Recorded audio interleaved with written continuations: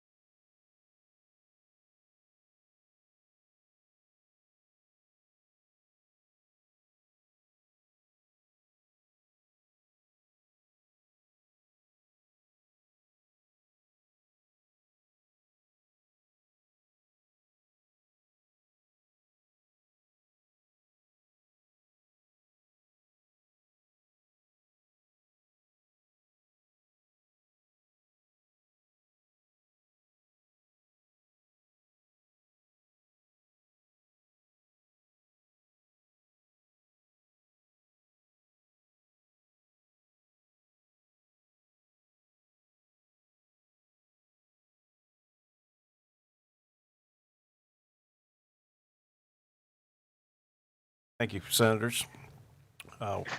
With my proxies, we now constitute a quorum here of the Senate Medical Affairs Committee.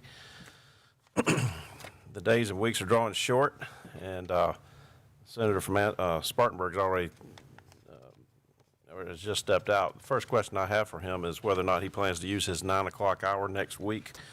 We have, I believe, 6 more confirmations plus more bills that possibly could be reported from subcommittee. I'm just want to inform everyone we're going to work right through the end of a regular session.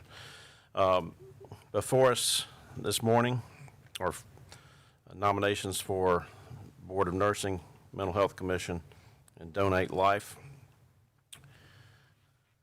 Let me check, stand these for a second. Let me check with staff. Are we good on the first confirmation? Okay. Well, if there's no objection, I want to go to item number 3, Donate Life at Large, Mr. John Brogan. You hear us, don't you, Mr. Brogan? Yes, I do. Okay, well, thank you very much for attending virtually this morning. I want to first swear you in and then offer the opportunity for make a brief statement regarding your desire to be reappointed, and then a series of questions from Mr. Hogan. So raise your right hand, please, sir. Do you swear to tell the truth, the whole truth, and nothing but the truth, so help you God? I do. Thank you. Would you like to make a statement? I just say that I've been on the board now since 15. I've enjoyed the experience. In my family, we've now had 7 transplants, so this cause is near and dear to my heart. I'm a transplant recipient.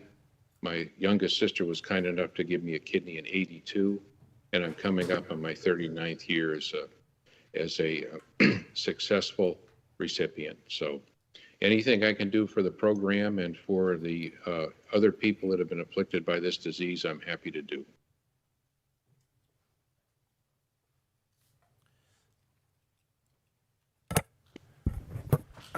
Morning, Mr. Brogan. Good morning, sir. Staff has received your personal data questionnaire and statement of economic interest form. They've been reviewed and found to be complete with information requested and references. Are there any changes or additions you wish to submit at this time? No, sir. Do you know of any circumstances that would limit your service on this board? No, sir. Do you or any member of your family own or operate any business which contracts with state or federal government? We do not. Do you or any member of your family own or operate any business which receives state or federal funds from this board? No, sir. Have you ever been arrested, charged, or held by federal, state, or other law enforcement authorities for violation of the law, regulation, or ordinance, not including traffic violations for which a fine of $200 or less was imposed? I have not. I did get a ticket in in Georgia, and I had I think the total ticket they just denied me access to the meeting. We still there? Yes, you're here. Oh, yeah, you're. Yeah. Yes, sir. I just got a ticket in Georgia, and in Georgia that I had to pay a surcharge, so the total ticket was over $200. 5 years ago, I think. Okay. Have you, to your knowledge, ever been under federal, state, or local investigation for possible violation of a criminal statute? No, sir. Have federal, state, or local authorities ever instituted a tax lien or other collection procedure against you personally? They have not. Have you ever defaulted on a student loan? I've never had a student loan. Have you ever filed for bankruptcy? No, I have not. Have you ever been disciplined or cited for a breach of ethics or unprofessional conduct by any court, agency, association, or professional group? No, I have not. Are you now or have you ever been employed as a lobbyist or acted in the capacity of lobbyist principal? I have not. Are there any reasons you would have difficulty performing the duties of this job? Not that I'm aware of. Thank you, sir. Mr. Chairman. You're welcome. Thank you, Senators. Questions? Mr. Brogan, sprechen Sie Deutsch? I do not speak German. Well, maybe this isn't German. How do you pronounce your name of your employer? Or your Munch- business at Mensch Kreutzer Candle Company, Mensch MUE Kreutzer? Candle Company in Syracuse, New York. Okay. Just curious here. Yeah. Well, based on personal basis and experience, highly motivated to give back, give service to the state, recipients of organ and tissue transplants. Entertain a motion for a favorable report. Chairman, Senator from Orangeburg. one question. We got two nominees this morning, both who went to Holy Cross. We were trying to figure out where Holy Cross is. Is that in Massachusetts? Well, yes, I went to Holy Cross in Worcester, Massachusetts, although I think there's several schools that have Holy Cross in their name across the country. Well, both of you got an AB in history at the College of Holy Cross, and both of you are being Oh. appointed to the same board. Oh, really? Yes. I'm not aware of, who's the other, I'm not even sure Dr. I'm aware of Michael them. Coonan, and he graduated in 1978, so he was about 8 years behind you, and y'all will be, if confirmed, be serving on the same board together. Well, as you may or may not be aware, the person who did the first kidney transplant ever done in the United States was a Holy Cross graduate, Joe Murray, won the Nobel Prize for it. Oh. So Holy Cross has a long tradition supporting donors and recipients. Thank you. Good to know. Thank you, Senator. So maybe the Senator from Orangeburg can help you get a special license plate for College of Holy Cross. I like my donate light plate, so I'll just keep that. Ah, nice. Very Very good. All right. Motion for a favorable from the Senator from Orangeburg. Second from Spartanburg. All in favor signify by saying aye. Opposed, nay, and ayes have it. Thank you, Mr. Brogan. Thank you, gentlemen. The clerk of the Senate would be the next point of contact that you'll hear from. Thank you. Thank you very much. All the best.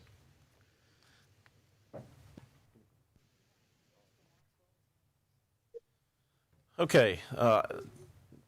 South Carolina Mental Health Commission, 5th Congressional District, Dr. Crystal Maxwell. In person. Please come forward, ma'am, and I will swear you in. Well, sure. I'm going to have you have a seat there in just a second, but before we'll swear you in, do you swear to tell the truth, the whole truth, and nothing but the truth, so help you God? I do. Great. Feel free to be seated, and if you see a green light, also make a brief statement regarding your desire to serve.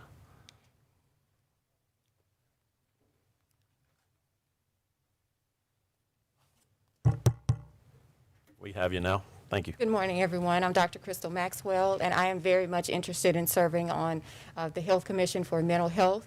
I'm a family physician, and I have taken care for over 10 years of many patients that have suffered from mental health disorders, and being able to serve my great state in this capacity, to be able to advise on the system of the way that it is delivered would be very meaningful to me. I'm the daughter of someone who suffered from mental health with my mom, and so I saw it as a child. I remember visiting a mental health facility, going to her doctor's visits with her, and seeing the care that she got, and just experiencing that as a child and growing up put mental health as a near and dear place to my heart. So it would be very honorable for me to be able to serve and to help families and advise on the insight that I have gained as a physician, as well as having been personally affected by mental health. Thank you, Dr. Maxwell. A series of questions from Mr. Hogan. Morning, Dr. Maxwell. Good morning.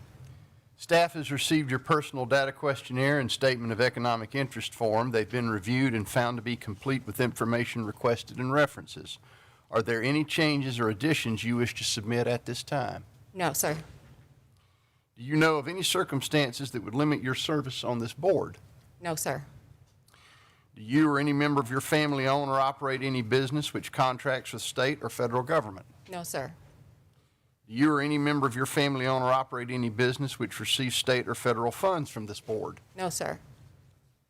Have you ever been arrested, charged, or held by federal, state, or other law enforcement authorities for violation of the law, regulation, or ordinance, not including a traffic violation for which a fine of $200 or less No, was sir. imposed? No, sir.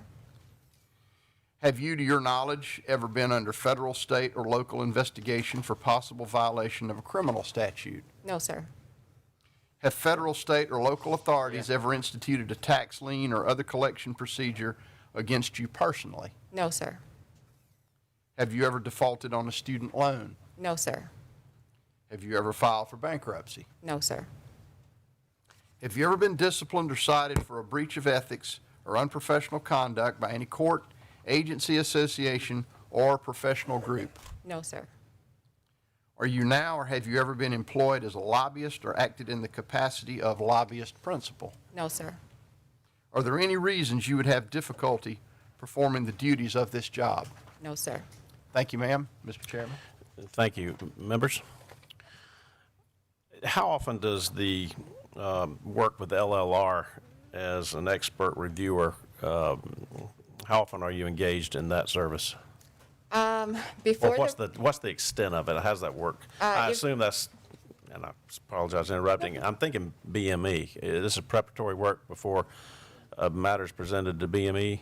if there's someone who has a case against them, a patient has complained, or someone has complained that a physician in the state might have done something inappropriate or prescribed or practiced inappropriate, then I review the record and give an expert opinion about that. Since the pandemic, I've actually not had a case in about a year. The numbers have been down significantly since the pandemic. Prior to that was probably about 4 to 5 times a year. Is it regional? Are you working within a region, or it could be statewide? The statewide. Okay. Yes, sir. Member Senator from Richland, Senator Scott. Dr. Maxwell, let me thank you for your willingness to serve. Your resume is impeccable. You've got a lot of experience at your age, and you didn't waste any time in college. Magna cum laude in biology, that's unreal. At the appropriate time, move for a favorable report. Okay, thank you, Senator. Anyone else? Thank Senator- you. I just wanted to ask a Senator Spartanburg. quick question before I second. I echo the senator from Richland's comments. There's nothing else to say. It's very impressive. I know we're working with, and it's maybe not exactly in the wheelhouse, but we're working with Triple P. They're putting together more of a mental health group that's treating those folks and everything. Would you be willing to be a resource or coordinate, or maybe if we could get them to contact you and just maybe offer them some advice on that? I Absolutely. think it's going to be a good program. We're putting some money into it, and I'm just honored to second you. Yes, sir. I absolutely would. Thank you. Others? So we have a motion for a favorable report and a second from Richland and Spartanburg. Take it immediately to vote. All in favor signify by saying aye. Aye. Opposed, nay. And the ayes have it. Thank you, Dr. Maxwell, very Thank much you. for your willingness to serve. Should hear next from the Clerk of the Senate. We're still working on the virtual connections to, or the connections to the virtual attendance from Mr. McNutt and Dr. Cunin. But I believe we have in person Mr. Alan Sipe, Donate Life from the PD. Come ahead, Mr. Sipe. If you'll raise your right hand, I'll swear you in. Do you swear to tell the truth, the whole truth, and nothing but the truth, so help you God? Yes, sir. Thank you very much. Please be comfortable. If you'd like to make a brief statement regarding your desire to serve. My desire to serve goes back 15 years. On February the 4th, 2006, we lost our son. He was 23 years old. He had had cystic fibrosis. He had had a good life up until his early 20s. He accomplished a lot, probably more than some of us would accomplish in our lifetimes. But his lungs started to fail. When he reached a capacity of about 40%, he was put on a lung transplant list. And he was on that list for 2.5 years. One Sunday, he asked me to take him to MUSC. He knew that he needed to go because he was having some difficulties breathing. So we went down, checked in. I stayed with him that night, came back home, worked Tuesday and Wednesday, and went down on Wednesday to plan on spending the night with him again and bringing him home. When I got there, I found him with a BPAP mask on, which is kind of like a fighter pilot's mask that forces air into your body. He was moved to the ICU, where he was put on a ventilator. And on Saturday, February the 4th, at about 12:30, his heart stopped. They got him back, and I stood by his head. And I said, Justin, if you want to fight, we're going to be right here with you. But if you want to rest, it's okay. At 1 o'clock, he and God decided it was time to rest. Now, the moral of that story is that young man did not get a second chance at life, which is what Donate Life and Sharing Hope South Carolina provides. My name is Jeff Gavin, VA. Hold 1 second, Mr. Sipe. He's muted. Okay, Mr. McNutt, or Dr. McNutt? Mr. McNutt, if you would hold, we're in the middle of a confirmation. We'll get right back to you. Can you hear? You're muted. If you'll stay muted, we'll alert you here momentarily. Thank you, Mr. Sipe. Justin didn't get that second chance at life because there was not enough lungs to go around. Pure and simple. He died. Shortly after his death, we learned of a volunteers meeting in Myrtle Beach for Donate Life South Carolina. And my wife and I decided then to attend that meeting to see if there was anything that we could do to help promote organ, eye, and tissue donation so that other families might not suffer the heartbreak that we did. The very next day after that meeting, the media person asked me to go on WPDE television and do an interview about lung transplants, and I did. And I've been working for Donate Life now as a volunteer, as has my wife, for 15 years. I've spoken to large groups across the state. In fact, I spoke to a group of about 200 hospital administrators here in Columbia a few years back. But bottom line is, this cause is near and dear to us. It also brings a third dimension to the transplant program. Before we came along, you heard about the donors and the precious gift that they had given and helped someone extend their lives. You heard about the recipients, both the success stories and the failures. But you heard those stories. But you did not hear the story of those persons who were waiting on a transplant and died because there was not enough to go around. So we're here as a third dimension to the program. We love it dearly. It's dear to us, and we'll do anything that they ask of us to help promote organ, eye, and tissue donation. Thank you. Thank you.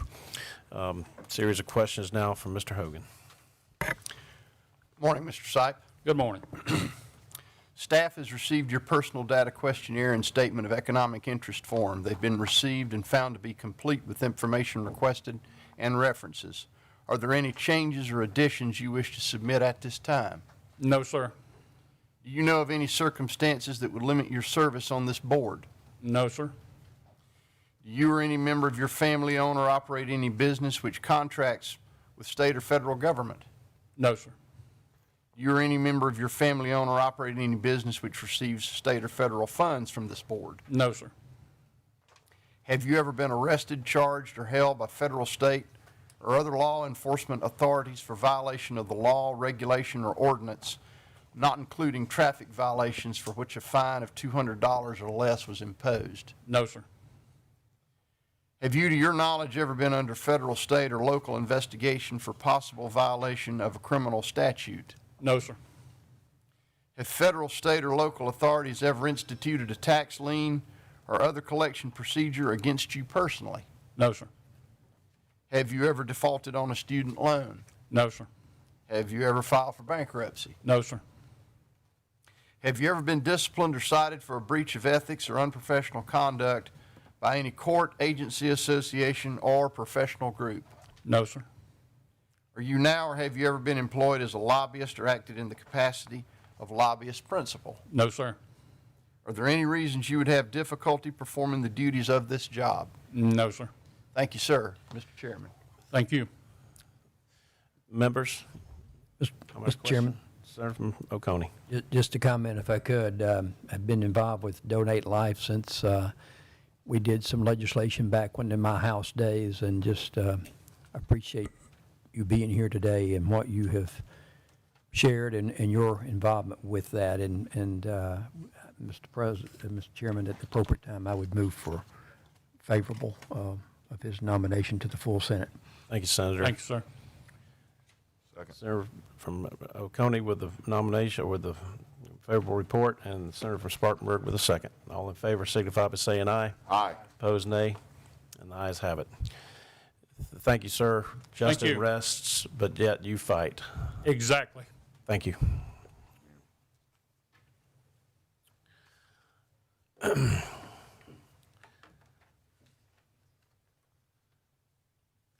Mr. McNutt.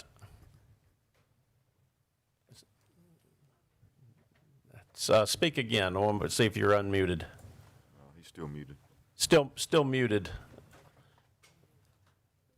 Unmute. Tell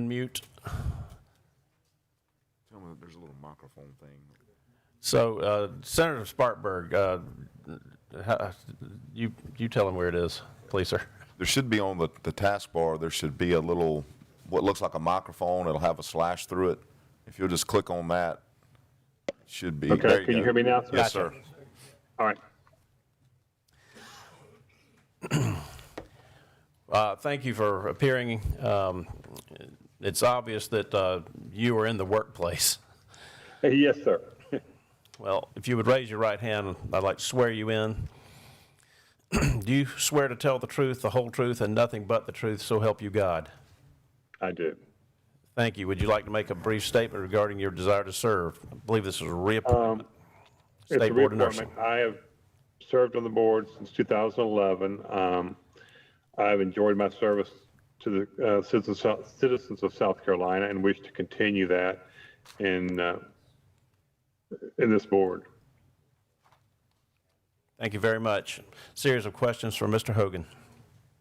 Good morning, Mr. McNutt. Morning, sir.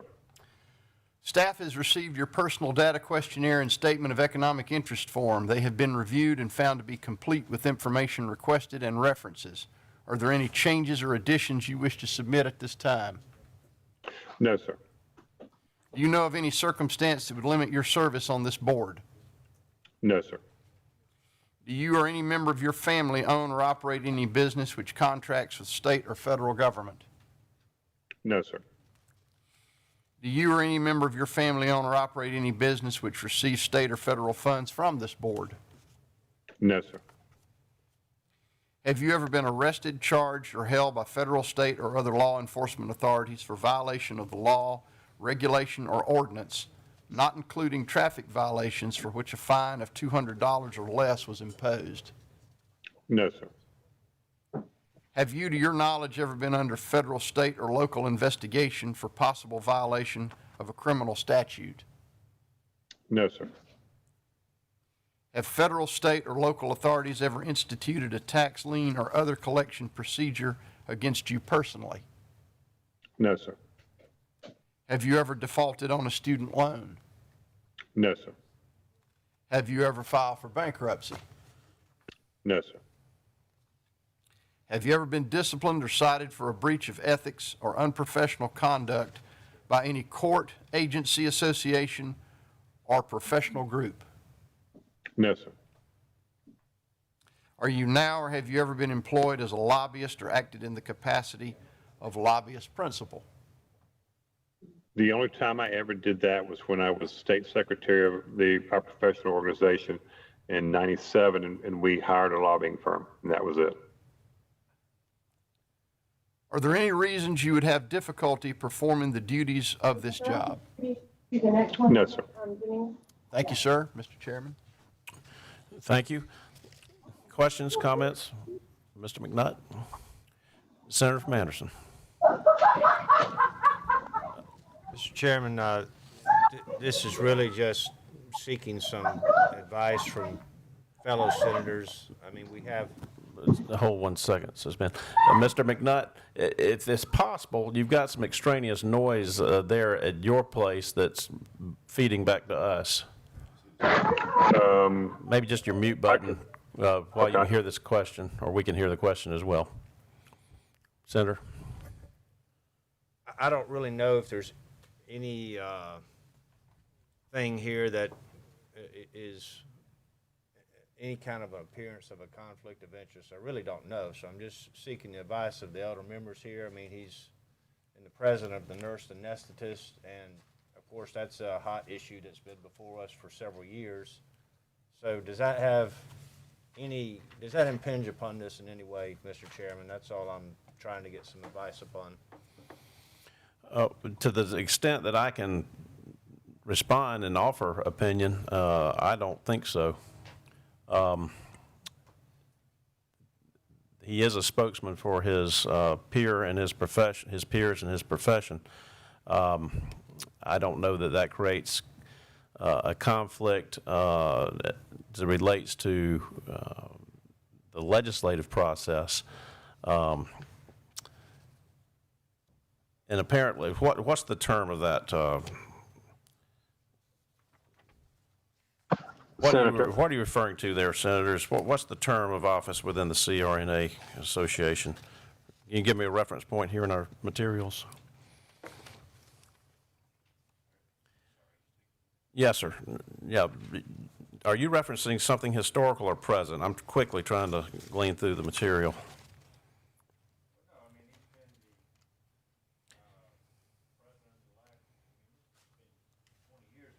That's what I'm thinking. So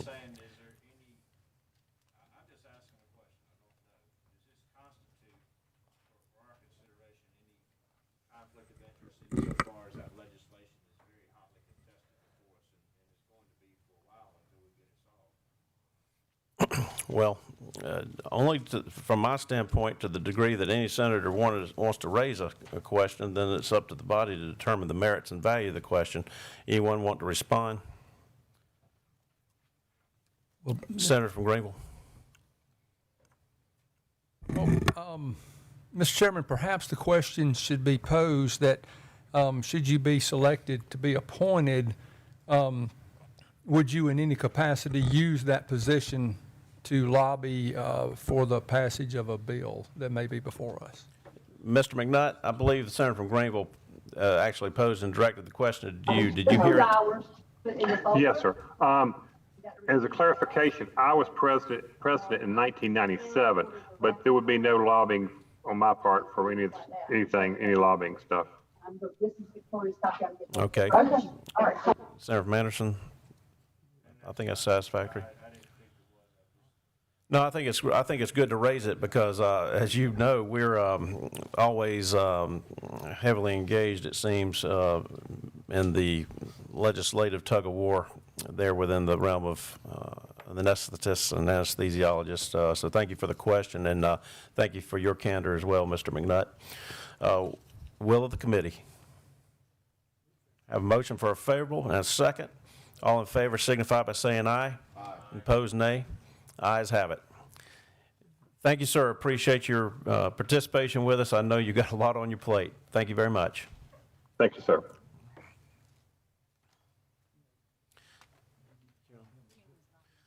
Okay. We are still trying to make contact with Dr. Cunin. Let me, before we move to the next item with Senator Martin, let me just say to the members of the committee, I am putting two bills in front of the committee on a polling basis.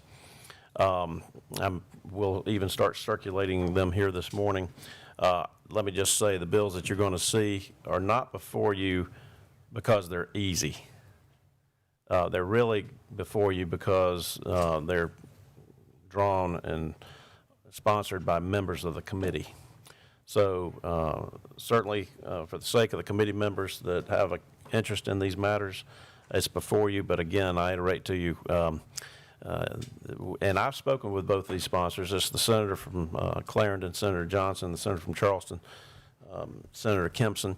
Spoke with both of them about my desire, and they thought it would be good to get a feel because we're not going to have opportunity to have hearings in regular session on these matters, but I thought it would be helpful to them to see where their colleagues might stand currently regarding these two bills. So you'll see them. They'll be in manila envelopes and will pass before you this morning, or I'll consult with you maybe on the floor. Senator from Greenville.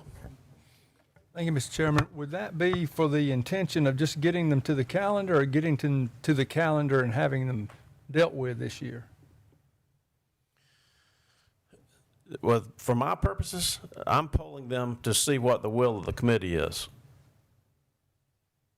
And once the duties of the committee are discharged to the Senate, we assist the Senate to the best of our ability. For my purposes, I'm trying to be of assistance to the bill sponsors as a courtesy to them. Again, stating, and they both know it, Senator Johnson's here, Senator Kempson spoke with him yesterday, not easy subjects, but did not want to let the year get away without at least acknowledgement of the material, of the bill material, content, and the polling sheets may give some indication to the committee as well as bill sponsors of where everyone stands. Senator from Walterboro. If you don't Colleton. mind, can you tell us a little bit, just generally, what each of them are about? Because once we get over to Sure. session, we're dealing with... So two bills constitute, they're COVID response bills. One's mask mandate content, and the other is posting of vaccination rates on businesses. Senator from Clarendon. If I might, I actually sponsored the mask mandate bill. I filed it during the pre-file period, I think back in December, when I think it was more important that we have a mask mandate. And I had a great conversation with the chairman yesterday about it, and I agreed to the polling, mainly because I thought about the bill, and I know now that we have vaccinations out, and I and many of us have been fully vaccinated. Still, others haven't. We spoke yesterday about the high percentage of young people who are not vaccinated. But, ordinarily, I probably say, well, things are kind of, looks like they're getting better. But I thought about what's in the bill, and what the bill says is that, and I'm just paraphrasing, is that we would have a mask mandate until the CDC determines that it's no longer necessary.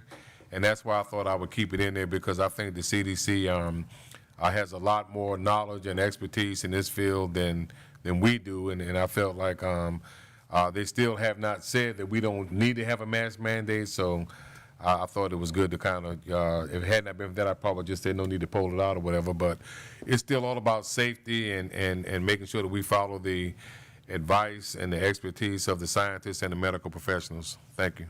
Thank you, Senator. You were pretty kind on me there, Senator. I appreciate that.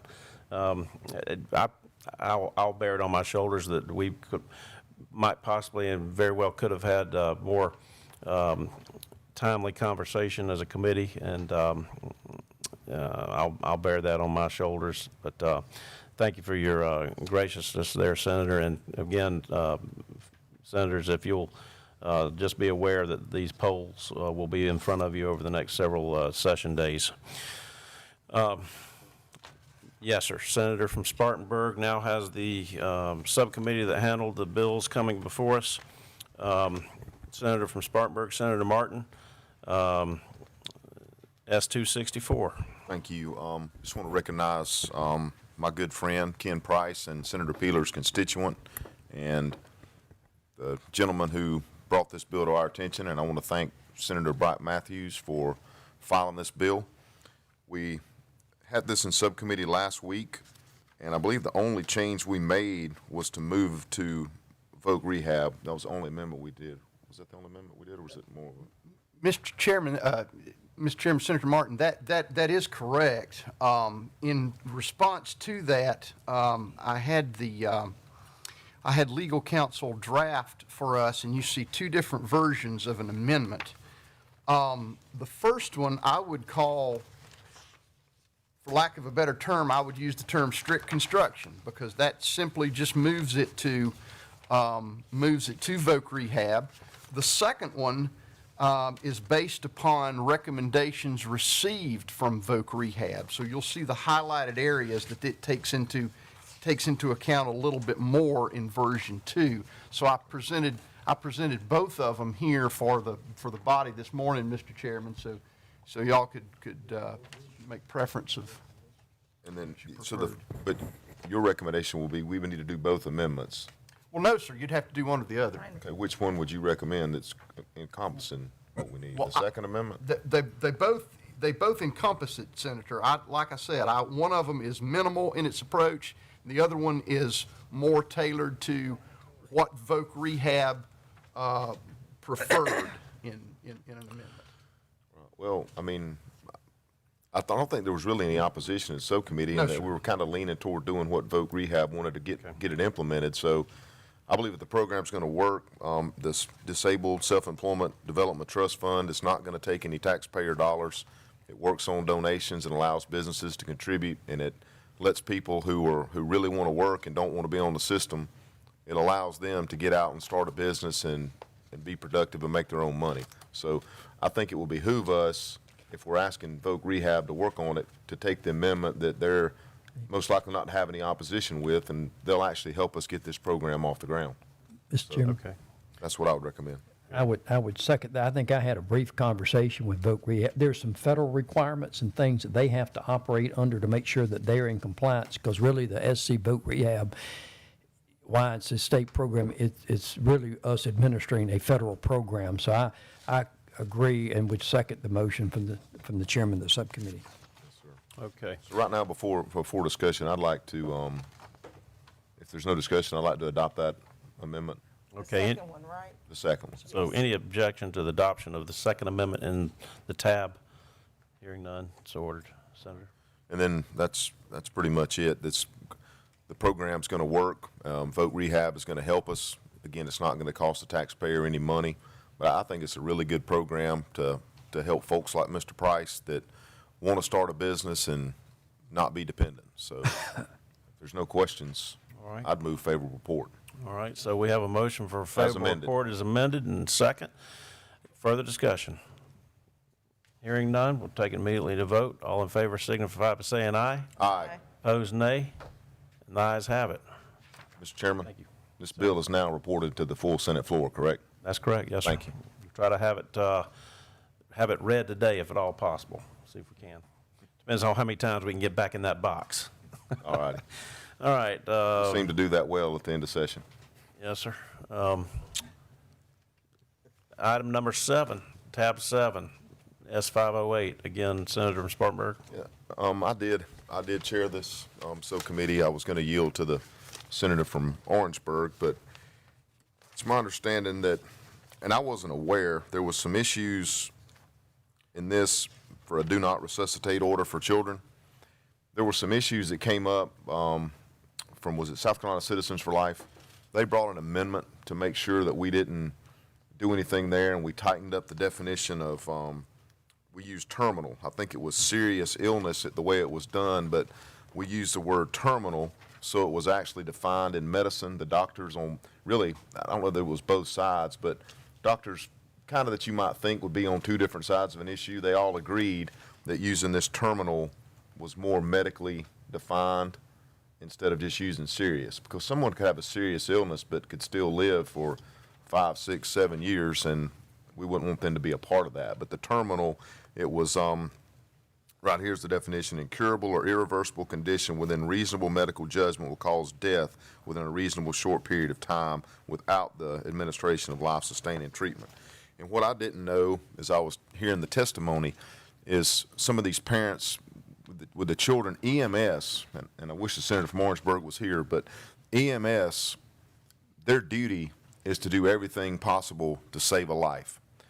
And they want to be at home. If the child's in the hospital, they could already do the do not resuscitate order. But a lot of these families, they realize that it's end of life's coming. It's some of the testimony we heard is heartbreaking. But they want their child to be at home. And if their child's going to pass away, they want them to be at home with them. And if something happens and someone calls 911, they have to go through all the trauma of those. And I don't really want to describe it. It's heartbreaking, some of the life-saving techniques that have to be done on that child, and it's really not going to help them. So I think this amendment is good with the pro-life community, and I think it's just something we need to do. And I see the senator from Orangeburg, if he wants to weigh in. I try to do my best to explain it, Senator. Thank you, Mr. Chairman. Yes, sir.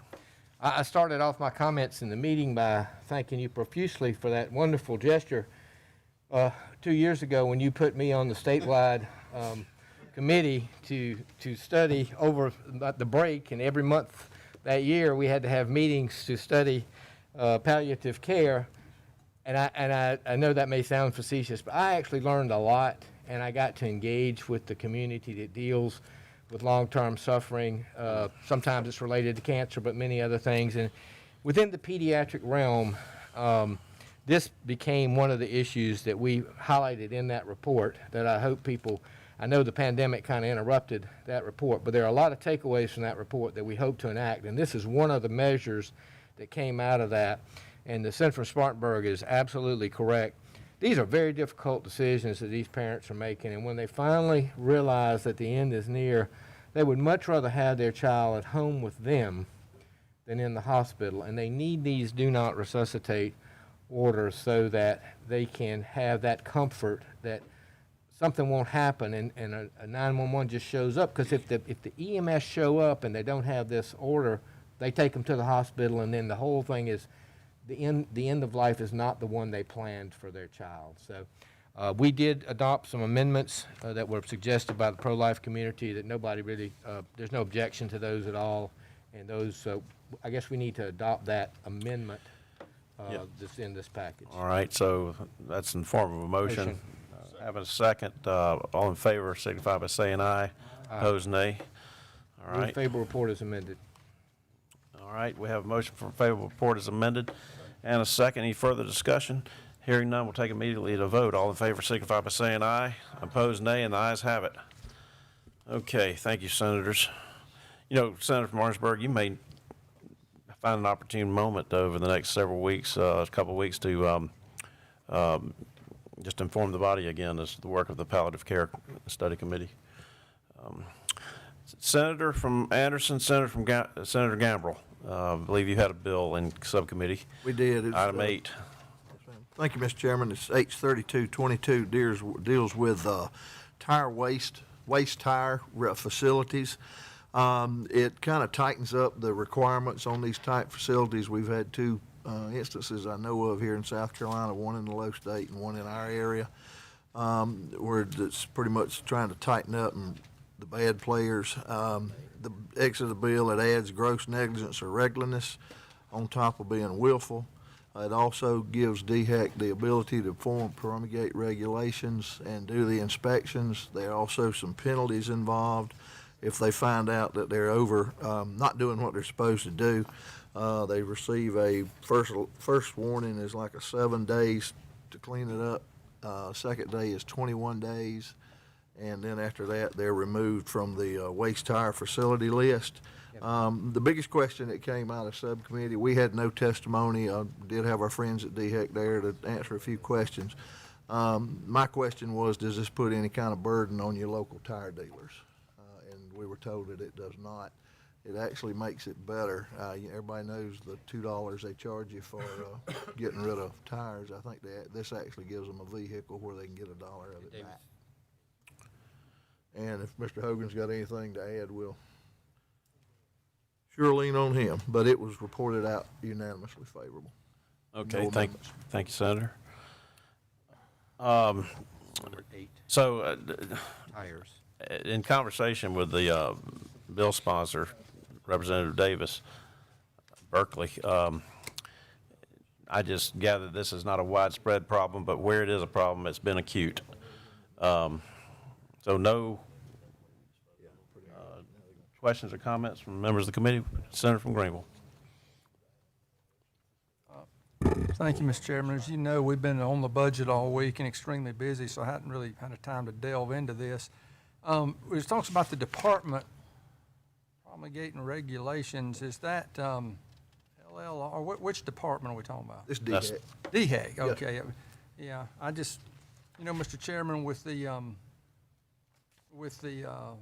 situation we have in the General Assembly about it often being difficult to stop regulations coming through, I'm always, no reflection on DHEC, but I'm always a little apprehensive to give an agency, any agency, the ability to promulgate further regulations. Does this just deal with tire facilities that gather tires or? Waste tires, yes. Waste tires? Yes, what we call waste tires. I did, I think, just scan over it on the floor yesterday. We didn't have a lot of time, but, so it wouldn't, it wouldn't capture anybody who, wanted to, just like an individual that wanted to transport tires, maybe. It's just dealing with the facilities? Yes, sir, it deals with the facilities, and I think it may deal with the folks that transport to the facility, because Does it require them to go get a license to transport a tire? they do have to get a permit to transport and also to Okay, the so waste if I, facility. so if I, had, so if I bought a piece of property and I noticed a dozen old tires were on the back field of that, and I wanted to take them to the waste facility, would I have to go get a permit to put them on the truck and take them to the waste facility? No, not individually. These are like commercial people that come by, like your tire dealers that, how they pile up the old tires out there that they take off. So It that's- would be, I call them commercial folks that would come by and actually get those tires and take them to a tire waste facility. It wouldn't affect the individual. An Like if you had individual. some on your property, Yeah, you just simply take them to your neighborhood landfill or wherever the county takes them. okay. Okay, well, I may have some questions later, but we'll just. All right. Any others? All right, will of the committee. Move favor, if it's been vetted by the senator who's in charge of everything to do with waste, Sadly, yes. I move favorable report. All right, He recommends a favorable report. all right. We'll take it immediately to vote. All in favor signify by saying aye. Aye. Opposed, nay, and the ayes have it. We put S2 on the agenda just thinking we might get an update. Is obviously a very significant piece of work for the committee. President has been chairing and senior members have been serving. Senator from Orangeburg, any update you can give us regarding the work of the committee? We had a very good meeting yesterday in which we took testimony from DNR, Department of Mental Health, and one or two other agencies that would be affected, and they talked about the reorganization chart that's been proposed and out there, and raised some good questions, gave us some good testimony. It's a work in progress. We have more hearings to be held to try. We want to make sure that we kind of vet this through through talking to the agencies before we come forward with a reworked bill. But we're working on it. Okay, appreciate the continued work. Senator from Richland. I'm hoping the committee, and I applaud the committee because that's a lot of work they've got to get done. But I was hoping those agencies that we presently have problems with, such as GHEC just being so large, that we would concentrate on them first. Some of these other agencies that are functioning and can get by right now, that we put them deal with that a little bit later. and just use it as a building block and not try to come in and do just some major overhaul and may end up having several problems at one time. But like I said, I applaud the committee because that's a lot of work to go in there. Yes, sir. Especially to look at success and failure of what's going on with some of these agencies. I certainly agree with expressions of both senators. I'm trying to have as much facilitation as possible. We've had somewhat of a challenged schedule just because of the nature of the year, but I think the reality of the matter is that if we go beyond regular session, if we do have opportunities in the interim, we will not let the matter languish, but we'll continue to do the hard work, the deeper drilling and diving, and I think it's more likely that we'll see the full committee rolling up its sleeves on the matter as we head on towards the second year of the session. All right, please be reminded of the polling prospects as well as the fact we will meet a week from today, which will be our regularly scheduled first Thursday. And if we have the cooperation of the Corrections and Penology Committee, we'll try to meet at 9 o'clock. No further business before us. We'll stand adjourned.